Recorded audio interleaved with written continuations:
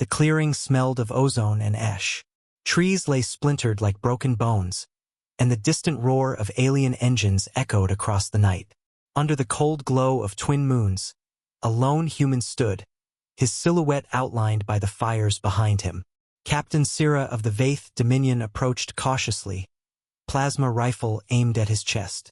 Her squad fanned out, scales glinting in the moonlight, their steps leaving faint ripples on the charred soil. This one had killed 12 of hers already. He should have been running, yet he didn't. He just stood there, breathing slow and steady, hands empty. "Why don't you run, human?" she asked, her voice sharp but steady. "Your kind always runs." He turned his head slightly, and for a brief moment, she saw his eyes, pale gray, reflecting the firelight like ice on stone. "Because," he said quietly, "I wasn't here to escape." A shiver crawled up her spine. The translator in her ear caught every word, but the tone carried something it couldn't translate. Certainty. Minutes earlier, her squad had tracked him across the ravaged forest. A single Terran commando, cut off from his unit, no escape pods in sight. Easy prey, the report said. Humans were dangerous only when cornered. This one was already broken, or so they thought. Now, standing before him, Sira felt the first prick of doubt. His stance was too calm, his gaze too steady. He was waiting for what? "Disarm him," she ordered. 2 of her soldiers approached, shifting their rifles to stun mode. One reached for the human's jacket. The ground beneath them thrummed. From the distance came a low, growing hum. Not a ship, not an engine she recognized. The human smiled. "What have you done?" Sira hissed. He finally turned fully toward her, hands still loose at his sides. "You've been hunting us for months," he said. "Burning our fields, glassing our homes. We warned you." The hum grew louder, like a chorus of wasps behind the horizon. The squad glanced at one another uneasily. "I stayed," he continued, voice low but steady. "So you'd stop here, so you'd gather your hunters in one place." Sira's frill stiffened. "You're bait. Not just bait." His lips curled into a cold smile. "A witness." The hum broke into a roar. From the dark clouds above, faint lines of light descended, at first 1, then 12, then 100. Trails of burning blue tore the sky apart. Orbital dropships. One of her lieutenants whispered, panic creeping into his voice. "No," she corrected automatically, though her own voice wavered. "That's impossible.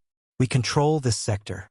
The first impact shook the clearing, throwing dirt into the air. The second sent half her squad sprawling. And through the chaos, the human didn't move an inch. She raised her rifle again, hands trembling now. "What are you?"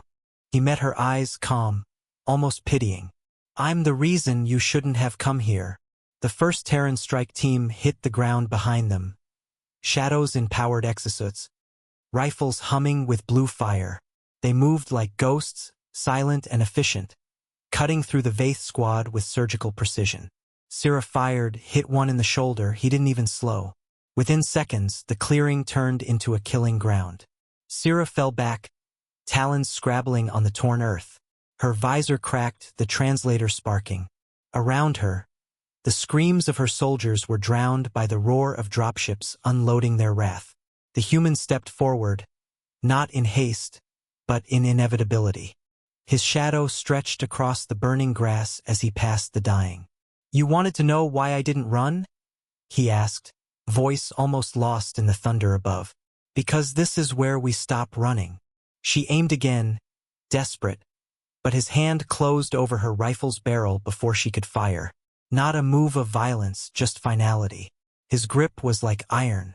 "Your empire thought we were prey," he whispered, leaning close so only she could hear. "But prey learns, prey adapts, and sometimes, prey hunts back." He let her go. Around them, her squad was gone, scattered or dead. Dropships still burned from the sky, each one carrying more soldiers, more resolve. Sira stumbled backward, the words caught in her throat. For the first time since the war began, she felt something her kind rarely knew. Fear not of death, but of what came after. The human didn't chase her. He didn't need to. She fled into the burning forest, his voice following her like a curse. By dawn, the forest was a smoldering ruin. Vaith Communications reported a full retreat, their command in disarray. The humans had landed, and this time they weren't the hunted.